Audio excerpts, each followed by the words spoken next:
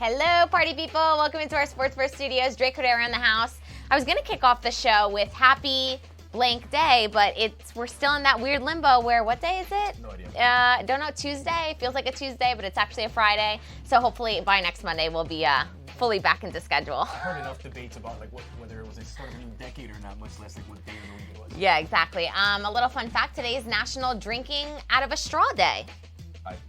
Neither one of us are participating You told me something. because we're going green. Yeah. Technically, straws are bad for the environment. Right, unless you have like a metal straw. Yeah, or paper straw. Where would you keep a metal straw? I don't know. And the paper ones, they get so soggy that I have a problem with them. Yeah. Just give me the dirty glass. All right, so no straws for us. We're going to kick off today's show with a full La Liga weekend preview because we have matches today, matches tomorrow, and matches on Sunday that are going to be partidazos. Then we'll hop on the transfer train and discuss some transfers. All this on Sports First. That starts now.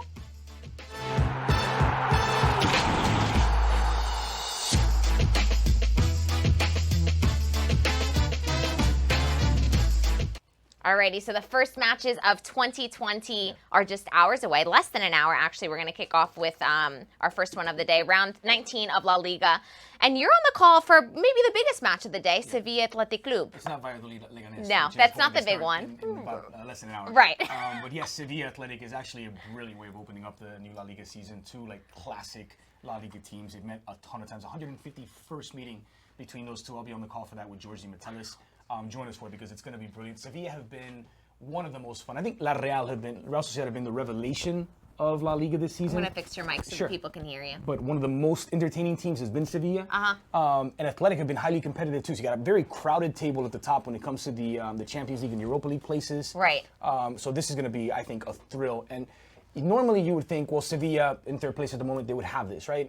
Especially they're at home.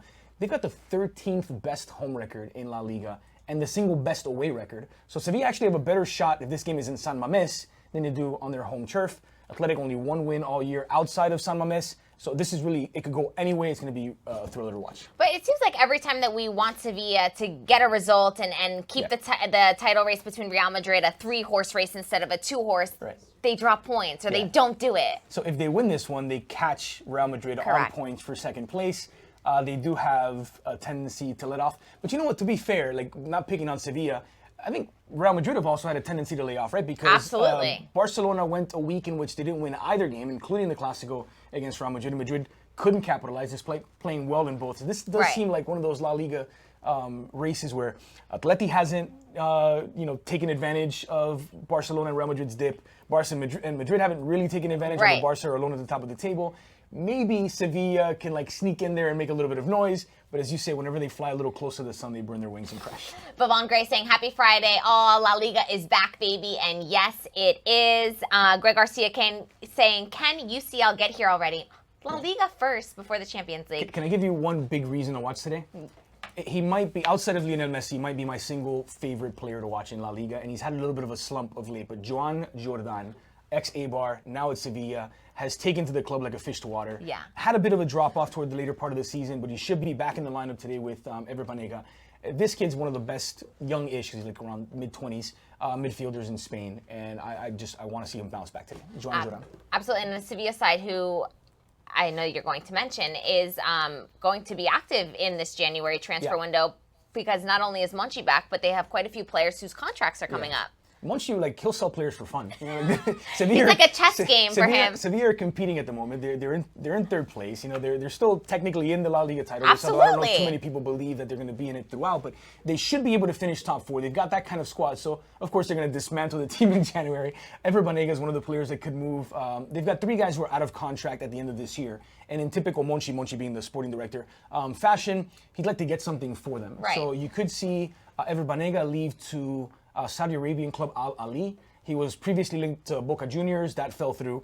Daniel Carrizo, who's one of those guys who won a ton of Europa Leagues with them, also out of contract at the end of the year, so he could move. He's linked with maybe a move back to Sporting, actually, if they don't come to terms. And the other one is Nolito, who is one of the few guys that has given them some goals this season. He was supposed to be coming back from injury, is not going to be in the match day squad today, but he's out of contract at the end of the year, and there's a good chance that he ends up going back to his beloved Celta to try and save them from relegation. Wow. Raul Rodriguez predicting a Sevilla victory. I think Sevilla take the win, but this should be a thrilling game, and yes, it will be. That one kicks off this afternoon. Dre and George on the call for that one, so you won't want to tune in. Let's move over to Real Madrid and Barcelona. 1 and 2, obviously, at the top of the table. Barcelona in first, Real Madrid in second. We'll begin with Real Madrid. Madrid derby, a little Madrid derby. Getafe taking on what? Can I stop you for one more athletic point? Yes. Just one.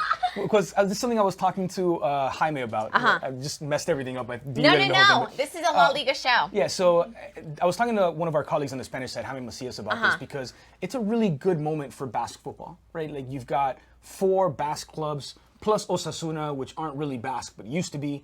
And so typically when you've got the two giants, Athletic Club and Real Sociedad, and someone else, whether it's an Alaves that comes up or an Eibar that comes up, it's 2 or 3 teams. Right now you have technically 5 teams that Athletic usually pry players off of, right? And so whereas they could pick off Eibar players that they've done with like Danny Garcia and Yuri Berchiche, who used to play there, and Ander Capa, or pick off Alaves players or pick up La Real players. Now all those clubs want to hang on to their Basque players, not only so that Athletic can't have them, but so they can stay in La Liga. I think it's impressive that despite not being able to draw on much talent, despite not picking off in new players, despite not able to sort of reload in the summer transfer window, here Athletic are potentially at the midpoint of the season. If they win today, they'll be 1 point off the pace of the top 4. And I think that's remarkable. And it speaks really highly of Gaisca Garitano, who was the guy who got Eibar promoted in consecutive seasons from the Segunda B, the 3rd tier, to La Liga a couple of years back. And it speaks highly of La Liga in general. A highly competitive league, and that's why we love it. Yeah, now we can talk about Real Madrid. Yeah, now we can talk about Real Madrid and Barca. And you guys let us know your questions as we get through these topics. But Getafe taking on Real Madrid. This one could be a difficult one for Real Madrid. Yes. This is not one to sleep on. Bordalas is doing an sensational job, and he has been for seasons now with Getafe. I do feel like we've been saying that for a while now because Getafe have been good and competitive. And, you know, technically it was true last time because the last time they played at the Coliseum in April, it was a 0-0 draw. Getafe had just a magical season that only just came apart at the end, not able to finish top 4. I know. Settled for the Europa League. Right. It was thought that the fact that they would be playing in the Europa League could actually, because they don't have as big a squad, as deep a squad, could hurt them in La Liga. Here they are competing in La Liga again. Right. Once again, a candidate to finish in the European places, or at least in contention at the midpoint of the season. They haven't beaten Real Madrid in a long time. 2012, they won 2-1 at the Coliseum, where they're playing again today. But they are really, really competitive against anyone. And that's why you watch Getafe, because they are one of the most competitive teams in La Liga. They press everybody. They can score goals, as they showed last season with 2 goal scorers over in double digits. Right. This year, you know, arguably 3 guys that can be in double digits. Jaime Mata, Angel, and the veteran Molina. So, yeah, I don't think Getafe used to be a relatively easy out for everyone, especially Real Madrid. And that's not the case this season. No, absolutely. And it's a team that just keeps on rising.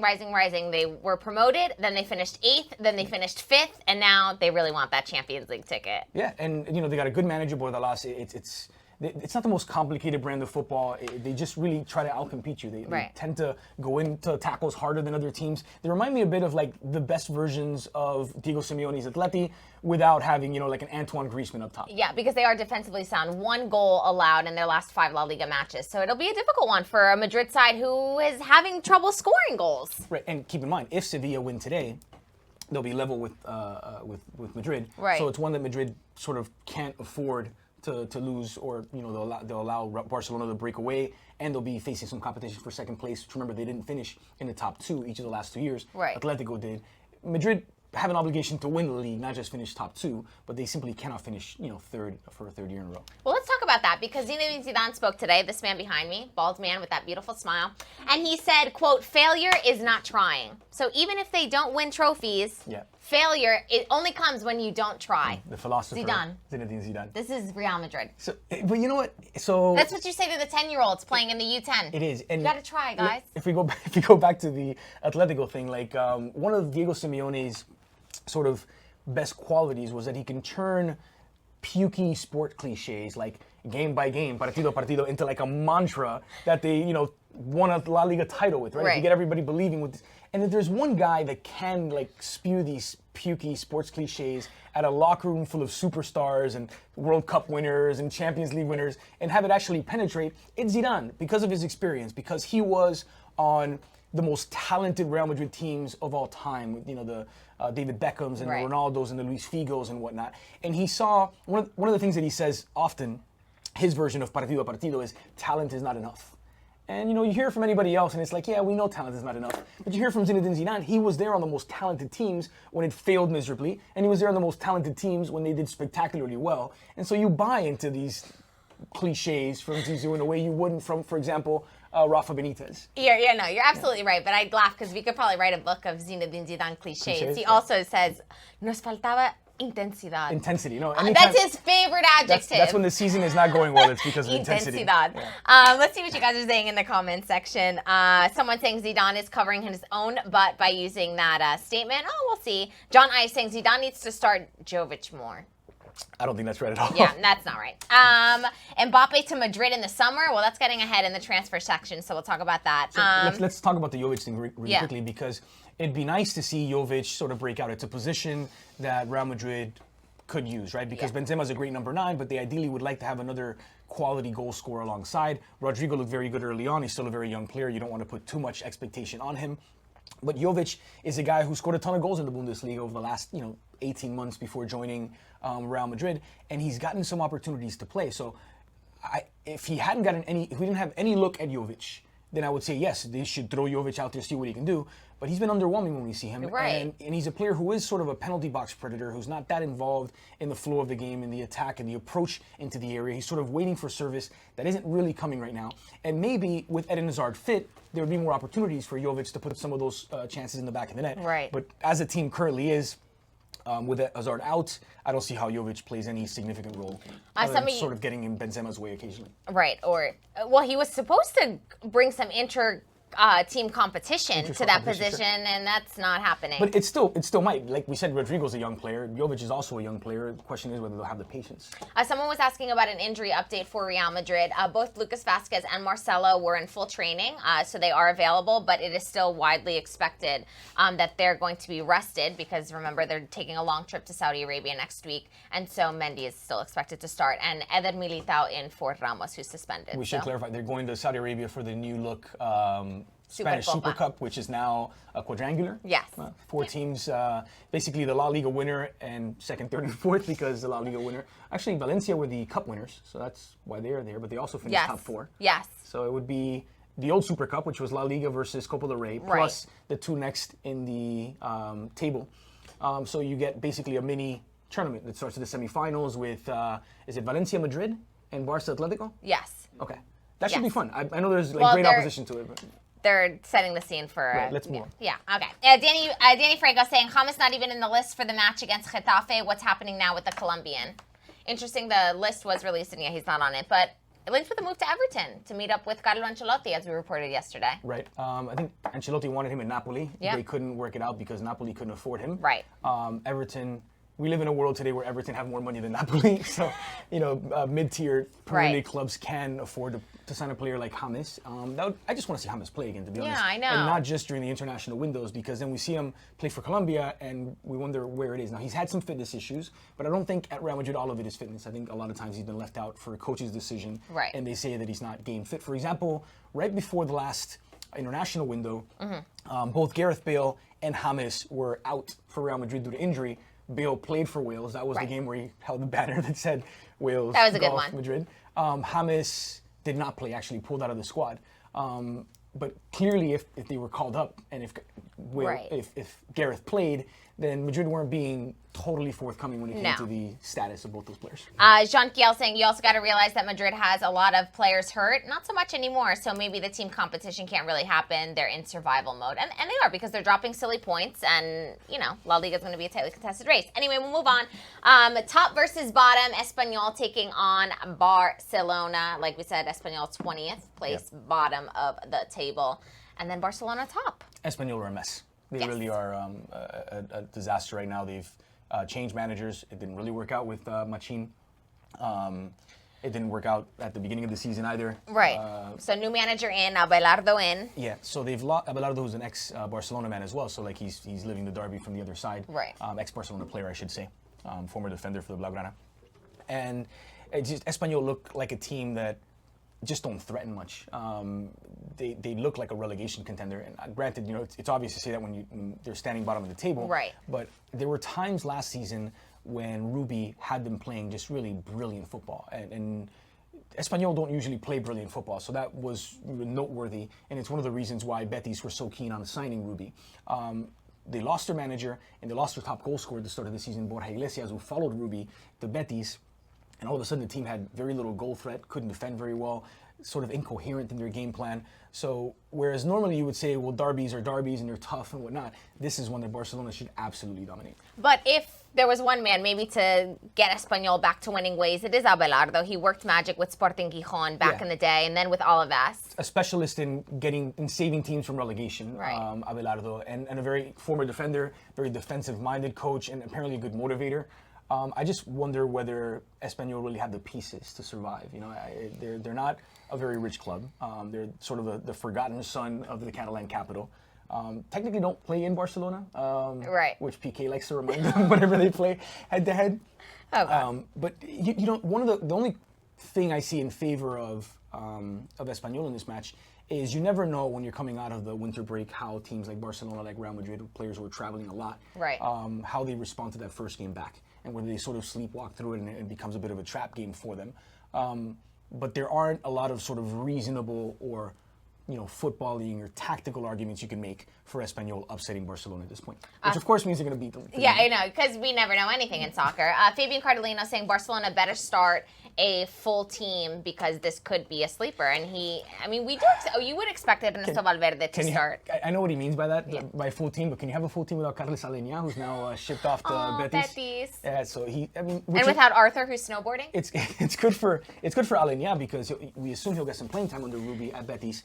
And it's the type of player who, when you look at last season, I know I've gone on a complete tangent here, but I'm interested in this. We're on it. Yeah. So last year, when you watch Betis play, part of what made them really, really good was those two central midfielders, Giovanni Lo Celso and Sergio Canales. Canales is still there.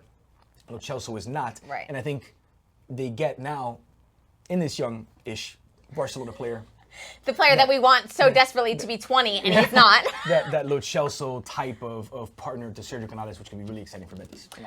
Someone else talking about the transfer window for Barcelona and saying that they need to work on picking up some more defensive pieces. Interestingly enough, Umtiti, who was spotted at the Arsenal game, may be on the way out. What do you make of that rumor? I don't think they can afford to get rid of a center back, and if they did, it probably would be Todibo and not Umtiti, which actually I would be against anyway, because I think Todibo is a good fit just in the way that his approach to the game for a Barcelona center back.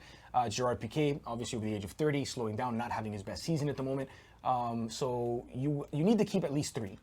And you've got Piqué, Langley, and Umtiti.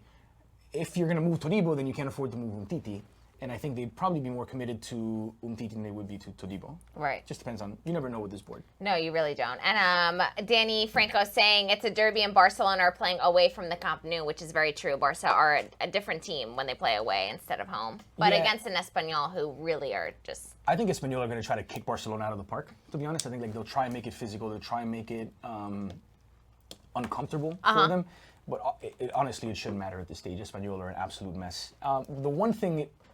Maybe the second thing that you can put in Espanyol's favor is teams do get a bit of a bump under a new manager. It's sort of a fresh start for a lot of guys. Right. There's a point to prove. Sort of a positive relaxation in the sense that like maybe you don't have the old baggage from the previous manager. Right. And the clean slate in terms of, minutes are up for grabs here and you can win yourself a starting role. Bavon Gray, a question for Gabby and Andres. Is Mbappe Liverpool bound? Let me look into my crystal ball, but no, I can't see that. So we're adding Mbappe to a front three that already includes Sadio Mane, Mo Salah. Well, I guess technically with the rumors, Mane would be headed to Real Madrid anyway, so there would be a little bit of an opening, but no. So it would be much more likely, I think, to see Mbappe eventually head off to Real Madrid than to Liverpool. Totally agree. And Mustafa asking, what's the situation with Todibo? A lot of people want to see more of him, and we just aren't seeing it. Right. So I say this every chance I get, but I got a chance to do his debut with Toulouse, where he had been just a few months earlier converted from center mid to center back, and he actually looked really good in that position. And I thought for Barcelona especially, where you need a center back who the ball's not going to burn his feet, he's comfortable in possession, he's a decent distributor, and he's got the energy and athleticism to, when you're playing a really high line, sort of scramble back as that last gasp, cleaning up some of Piqué's mistakes from time to time, the way that Carles Puyol used to. Right. I thought he was an excellent fit. I don't know why we haven't seen more of him, especially with Umtiti missing as much of the season as he has. They've put a lot of mileage on Lenglet and Piqué. I hope that he sticks around, but again, because they have those other three guys, he maybe is the most indispensable of them.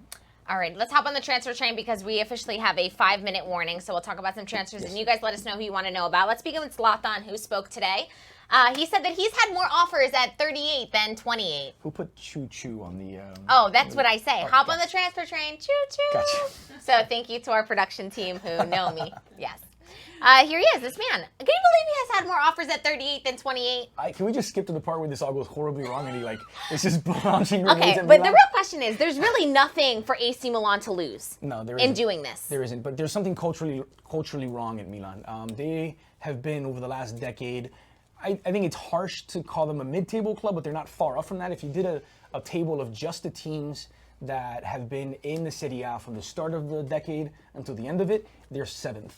And this is one of the storied clubs in Italian football. They started the decade by winning the Scudetto. Like in 2010, 2011, they won the Scudetto under Max Allegri. They haven't won it since. In fact, they've struggled to break the Champions League since.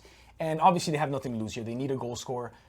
There's a question as to how regularly Ibrahimovic can play. But if there is a top European league where a guy who's a little bit, past or a lot past his better days can still thrive, it's in Serie A. We saw Luca Toni win a scoring title, the Capocannonieri, which he shared with Mauro Icardi late into his 30s. We saw Toto Di Natale have his best seasons for Udinese into his 30s. Right. So Quagliarella might have been the best player in Serie A last season. He's deep into his 30s. Yeah. So I think this is the ideal league. Not the ideal club necessarily, but the ideal league for Ibra to continue to be relevant, to continue to score goals. Another interesting thing that he said was he was looking for one final adrenaline rush. I just love the idea. I did not come here to be a mascot. That's just brilliant. Hashtag Zlatan things. So, yeah, I mean, he says that he needed one final adrenaline rush and that this was it. Is this his final hurrah? And Milan, I would never say, final because there's other... you never know. Well, 38, more offers at 38 than 28. Yeah. He could probably play until he's 45. Yeah, and he hasn't announced his retirement the way that... the way that Aritza Duris, who has announced he's 38 years old, he announced he'll retire at the end of the season. Right. By the way, won't play for Athletic today, sadly. Milan needs something to get people excited about them because they haven't been very exciting. I don't know if this is going to get that done, but it definitely draws some interest, and we would not be talking about the Rossoneri today on this sports person if it wasn't for the fact that they absolutely. Hashtag Zlatan. Allah saying Milan needs... The last time he was there, by the way, he almost got into a fight with Oguchi Onyewu. Oh my God, exporting. Yeah. Onyewu, basically, Ibra was used to pushing people around. Onyewu was not used to being pushed around. He didn't like that. And so, I think Ibra might have thrown a kick at Onyewu, if I'm not mistaken. Oh, boy. Yeah. Okay. Well, nothing like going back to those good old days.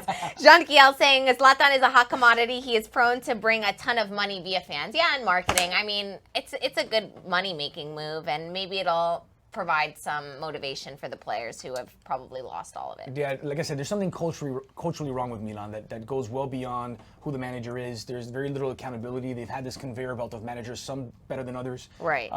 Managers who have done relatively well elsewhere, but it still has that stigma of, not stigma, but that expectation of it's a big club. It hasn't played like a big club in a long time, and it becomes a difficult situation for a lot of managers and a lot of players. And what I mean about accountability is if the players feel like they're not going to be held responsibly ultimately, we're going to start a new process halfway through the season over and over again, there isn't that sense that they have to pick this up, that they have to be the ones ultimately responsible. So we'll see what happens at AC Milan with this man who's waving at us. It's going to go poorly. Okay, prediction. Hot take. It doesn't work. Moving on, a lot of you are asking about Eriksson. And so Eriksson is, interestingly enough, tied to another player that we wanted to get to yesterday. We ran out of time, Gabigol. Sensational for Flamengo this season. Obviously, Copa Libertadores champions. He was MVP. I mean, the list goes on and on about what he's accomplished in his days back in Brazil. he is still owned by Inter. Flamengo trying to work out the cash to buy him permanently. West Ham, word on the street is that West Ham is also preparing a bid for him, but Inter want to offload him because they want to use the money and pick up Eriksen. Well, if there's a position that Inter do not currently need, it would be center forward, right? It's one of the reasons why they allowed Mauro Icardi to leave on loan to PSG is they've got Lukaku and Lautaro, who are terrific. They've got a young striker as well, a teenager. Recently scored his first Serie A goal, whose name escapes me. So they don't need Gabigol back. And the young kid who ran to his mom, right? Yeah. His name also escapes me, but that was a beautiful moment. And so, Gabigol obviously didn't have a very good spell at Inter, although still very young when he was there. Right. It makes sense for them to move him. I don't know if going to West Ham would be sort of the ideal solution for a striker who needs service and whatnot. I don't think staying in Brazil is necessarily good for him either, but he should go somewhere where he's going to get the service needed to score the kinds of goals that he scored in Brazil. And so Eriksen heavily linked with the move to Real Madrid. Word on the street last summer was that he wanted this move. Yeah. Another situation where his contract is up in June. If Tottenham don't offload him now in the January window, he's walking away on a free. I'm a little surprised by this because I thought sort of one of the big beneficiaries of Jose Mourinho joining Spurs was going to be Eriksen. Hasn't really panned out. It's been Dele Alli really who's been sort of the go-to playmaker there.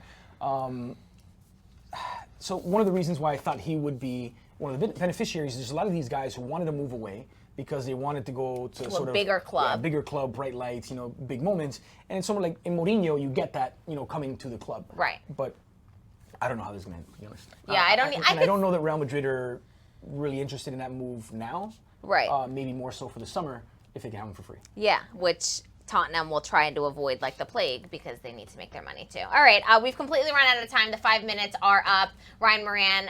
Now there's two 38-year-olds in Italy, and the other one is Ronaldo, I believe that comment said. That is mean. Not quite. Okay. Valladolid taking on Leganes at 12:50, so that kicks off in like 20 minutes. So extend your lunch breaks and hear Eric and Antonio on the call for that one. And then Sevilla taking on Athletic Club. That one kicks off at 2:55 with Dre and George on the call. Can't wait. Going to be a good one. And then, of course, we have a weekend pack with amazing games. Getafe Real Madrid tomorrow at 9:50. That's an early one to get your coffee. Atletico Madrid taking on Levante at noon. Then Espanyol and Barcelona at 2:50. And then we have Real Sociedad and Villarreal at 7:50 a.m. Well, that's a really early one on Sunday. Treat yourself to some La Real. Yeah.